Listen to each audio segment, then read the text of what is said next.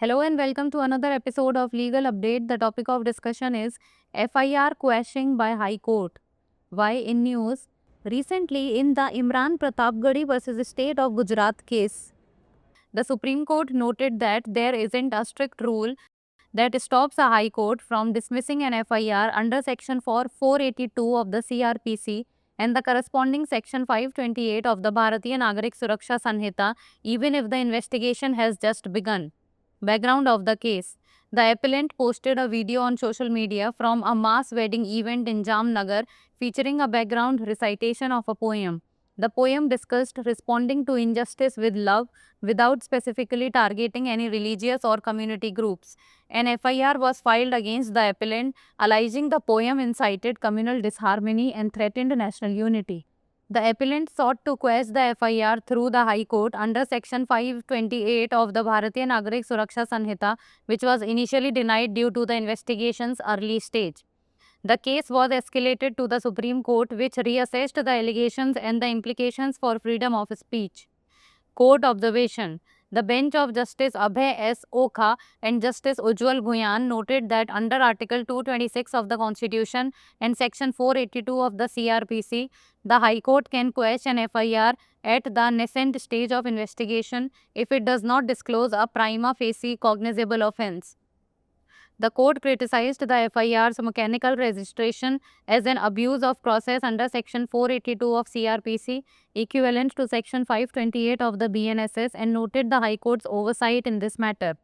Emphasizing the protection of freedom of speech under Article 19(1)(a) of the Constitution, the Supreme Court disagreed with the High Court's concern over potential social disharmony caused by the poem. Section 528 of the Bharatiya Nagarik Suraksha Sanhita. Section 528 of the BNSS, earlier covered under the Section 482 of the CRPC, deals with the saving of inherent powers of High Court.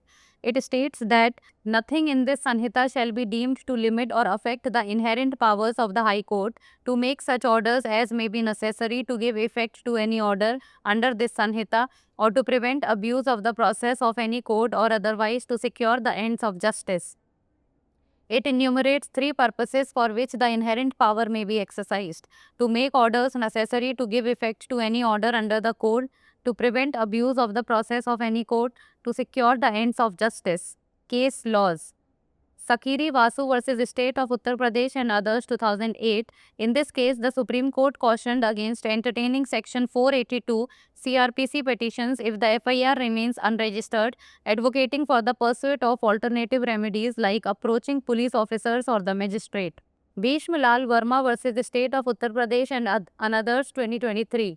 In the case, the Supreme Court held that a second petition under Section 482 of CRPC would not be maintainable on grounds that were available for challenge at the time of filing of the first petition. Now it's time for the practice question. What does Section 528 of the BNSS primarily deal with? Powers of magistrate, bail provisions, inherent powers of the High Court, or investigation procedures? Send the answer of this question in the comment section. That's all for today. Thank you so much for watching. उच्च न्यायालय द्वारा FIR रद्द, चर्चा में क्यों? हाल ही में इमरान प्रतापगढ़ी बनाम गुजरात राज्य मामले में सर्वोच्च न्यायालय ने टिप्पणी की कि ऐसा कोई सख्त नियम नहीं है जो किसी उच्च न्यायालय को CRPC की धारा 482 और भारतीय नागरिक सुरक्षा संहिता की धारा 528 के तहत दर्ज FIR को खारिज करने से रोकता हो, भले ही जांच अभी शुरू ही हुई हो। केस की पृष्ठभूमि। अपीलकर्ता ने जामनगर में सामूहिक विवाह समारोह का एक वीडियो सोशल मीडिया पर पोस्ट किया, जिसमें पृष्ठभूमि में एक कविता सुनाई गई थी। कविता में किसी भी धार्मिक या सामुदायिक समूह को लक्षित किए बिना अन्याय का प्रेम से जवाब देने की बात की गई थी। अपीलकर्ता के खिलाफ प्राथमिकी दर्ज की गई, जिसमें आरोप लगाया गया कि कविता ने सांप्रदायिक विद्वेष भड़काया और राष्ट्रीय एकता को खतरा पहुंचाया।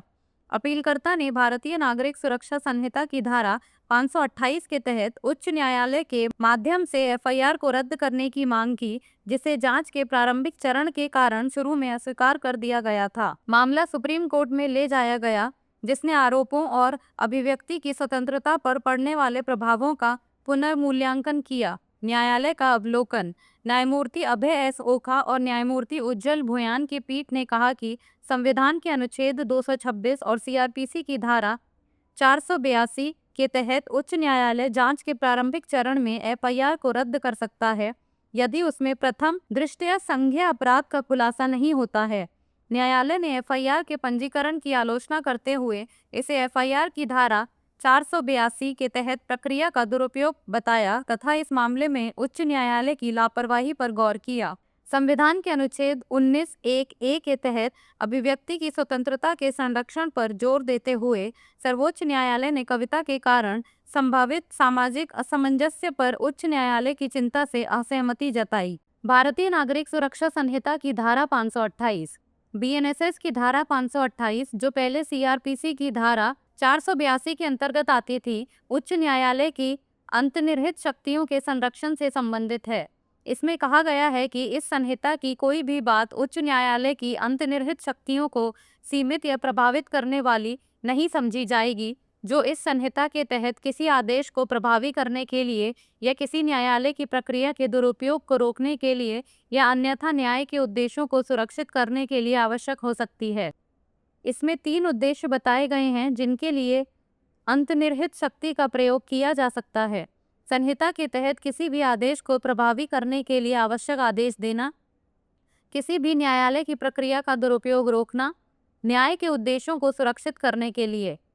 संबंधित केस साकिरी वासु बनाम उत्तर प्रदेश राज्य और अन्य 2008। इस मामले में सर्वोच्च न्यायालय ने एफआईआर पंजीकृत न होने की स्थिति में धारा 482 सीआरपीसी के तहत याचिकाओं पर विचार न करने की चेतावनी दी तथा पुलिस अधिकारियों या मजिस्ट्रेट से संपर्क करने जैसे वैकल्पिक उपायों की वकालत की। भीष्मलाल वर्मा बनाम उत्तर प्रदेश राज्य एवं अन्य 2023। इस मामले में सर्वोच्च न्यायालय ने माना कि सीआरपीसी की धारा 882 के तहत दूसरी याचिका उन आधारों पर स्वीकार्य नहीं होगी जो पहली याचिका दायर करते समय चुनौती के लिए उपलब्ध थे। अब बारी है अभ्यास प्रश्न की। बीएनएसएस की धारा 528 मुख्यतः किससे संबंधित है? मजिस्ट्रेट की शक्तियां, जमानत प्रावधान, उच्च न्यायालय की अंतर्निहित शक्तियां या जांच प्रक्रिया? आप इस प्रश्न का उत्तर कमेंट सेक्शन में दे सकते हैं। आज के लिए इतना ही, धन्यवाद।